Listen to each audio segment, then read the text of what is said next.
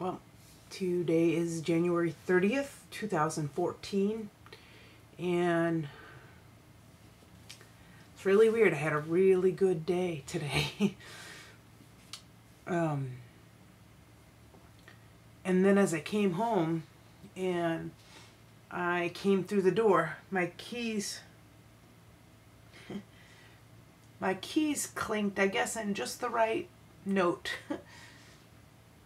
to make it sound like Coop's chain when she used to jump up and come to the door to greet me without fail. That is when she could hear. When she could hear that I had come home. And so it was really weird because I have known for a month and a half now. A month and even, no, month and a half, that she's not here. And yet, I thought I was past some of those triggers.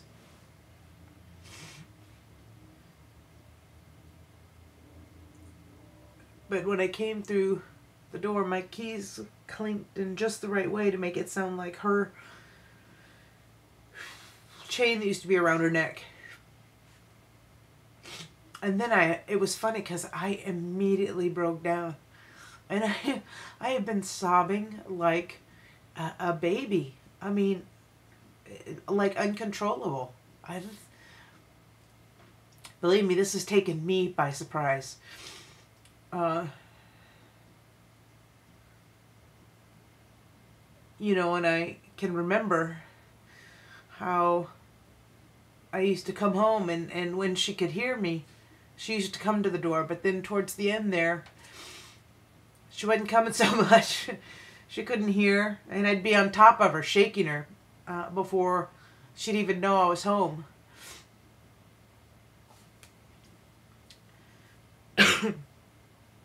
It's funny. I can't believe that it upset me as much as it did. Obviously, I'm not fully over it.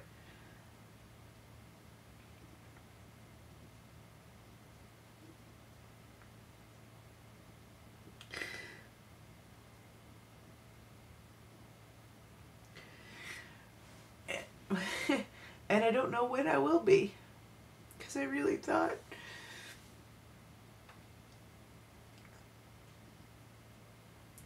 that I was doing so well. And I had come so far.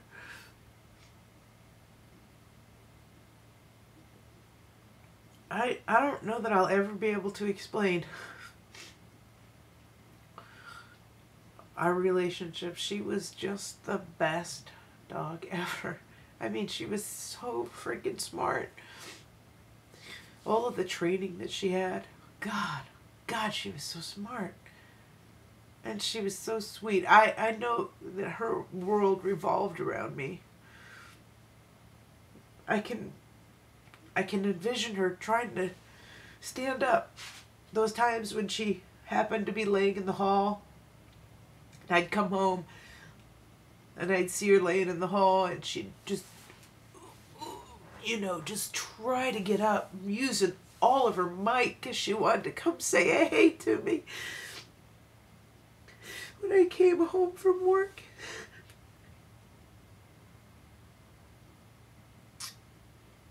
sometimes I think maybe it's time to get a new puppy. And then I think, no, don't get a new puppy. I don't really have the time right now, and maybe I'm not fully healed from Coop, and I go back and forth as to whether I should get a new puppy or not.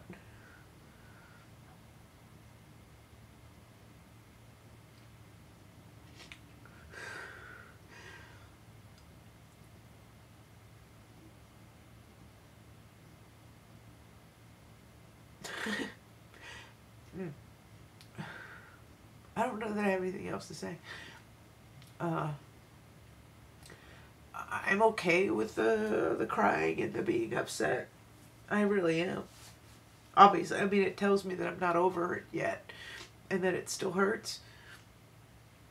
And it also shows me how much she meant to me to affect me this long and to this degree.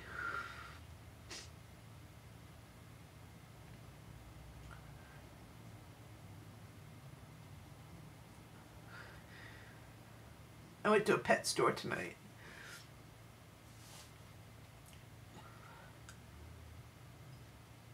No real reason why. I thought they might have some puppies, and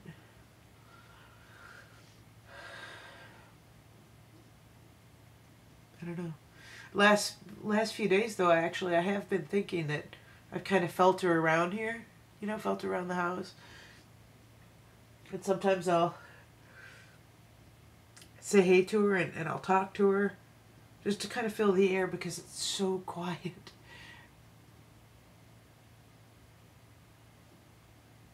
It's so quiet. I have to blow my nose. I'm sorry. Maybe this should be the end of this video. I mainly did it because I wanted to show, I guess, that maybe grief is a long process that sometimes we go through in different stages, you know? Sometimes I really can't believe that she's gone. And tonight I'm so super sad that she's gone. And other times I feel so upset that I feel like I'm the one that took her life. And I struggle with, should I have taken her life then? Was it really time? You know, did I make the decision too soon? And I'll never forget how she got out of the truck that day. She walked into his office. And I knew it was her last walk. But she didn't. She trusted me. Trusted me like she did so many times before at the vet.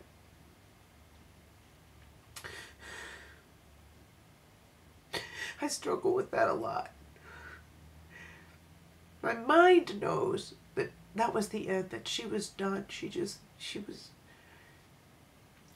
couldn't handle too much more. And I was getting to my end too. I couldn't carry her anymore. She was 76 pounds. And I couldn't manage her too much anymore. But I was doing it anyway, all through the night. I did it anyway.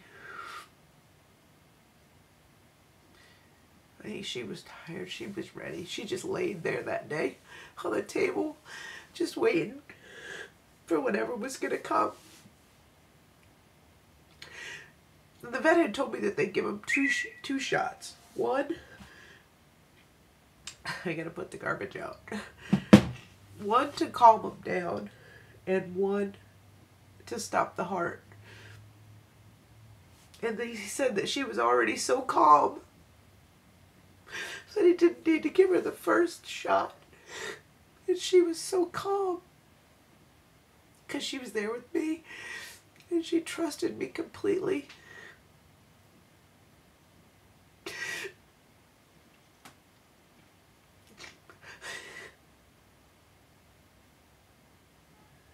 I don't think I'd choose to be there next time.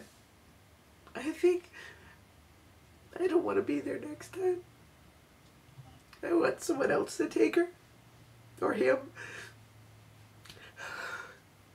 Probably her. Because male dogs pee all over everything. Raise their leg for everything. But I won't go do that again. I don't think I can. I'll have to tell her goodbye at the house, and then she'll just have to go. I can't do that again. That's the thing I struggle with the most. It's the last breath she took in my arms, knowing that I did it.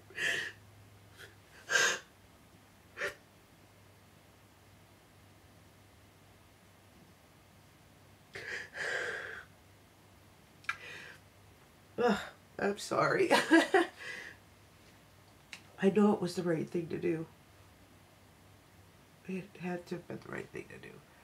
Oh, gross. Gross.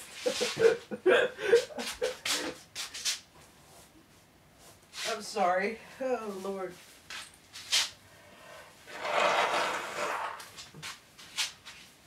Oh, man. It was the right thing to do. It really was. Goodness, y'all. I'm sorry. It was definitely the hardest decision I've ever made. And one that I question all the damn time. All the time. I hate it that we can decide when our pets should die. There ought to be, you can't do that with a human. Oh my God, it's like an act of Congress. If you want to help a human who can tell you that they don't feel good and they tell you they wish that they were dead and pull the plug. People who can tell you that. There ought to be more things in place for animals because they trust us. And I don't even trust myself.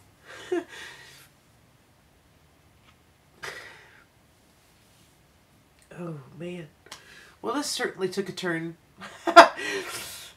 and went somewhere I didn't intend to go. Bottom line, I'm still grieving. I am still grieving, and I don't know when the end is coming. But I'm okay with it. It shows me how much I loved her and how much she meant to me. And I'll go through it, because I went through just about anything for her. And now I gotta go through this for me and for her. I'm gonna go before my nose runs again, and I'm embarrassed for a second time. So, thanks for watching, and I don't know if there's anything else to come.